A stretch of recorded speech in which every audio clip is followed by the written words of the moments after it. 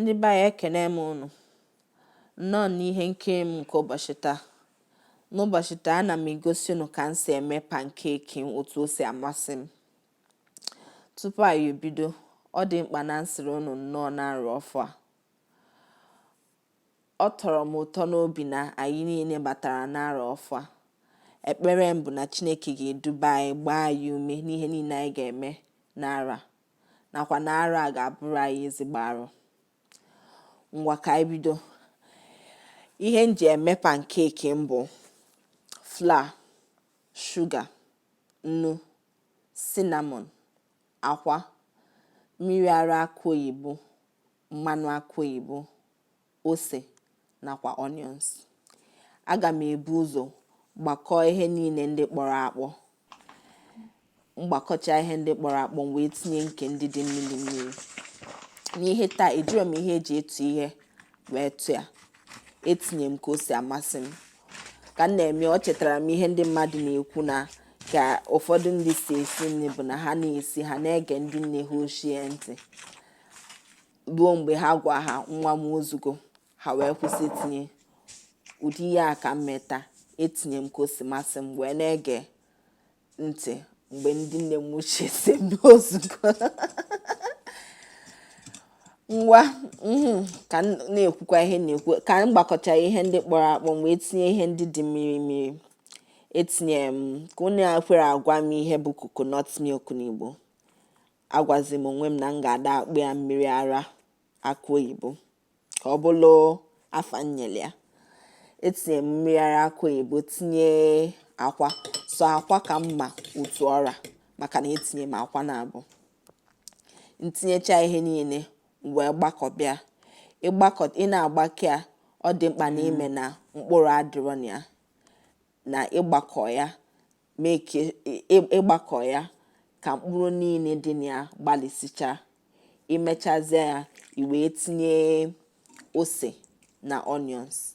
Ihe mụnwa ji etinyelu ose na onions bụ na ọ na-amasị m otu o si atọ ma ntinye nakwa itinye ose na onions ọ dịghị ka ị na-eri ezigbo na ị na-eri nri kata ma ịdị ka ijos na-atagharị ọnụ.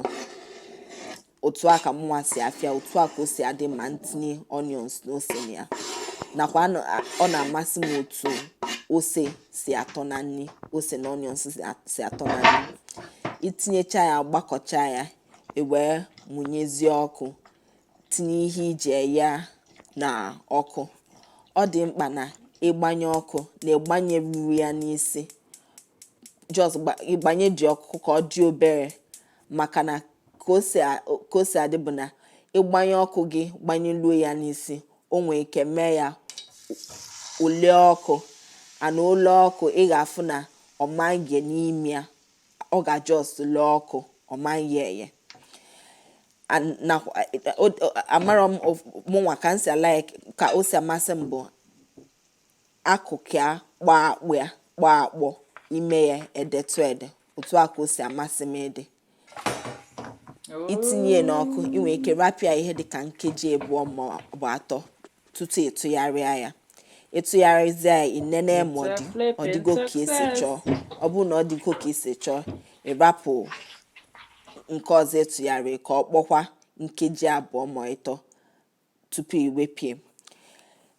Ọ dị mkpa na inwe ndidi wee na-enwe ha maka na inwe ike sị ka ịtụgharịa mee ihe ịtụgharịzikwa ọzọ ịfụ na ihe nwa na-ele gị ọkụ. So ọ ka mma na inwe ndidi ma ị na-eme ya welie ya obere obere.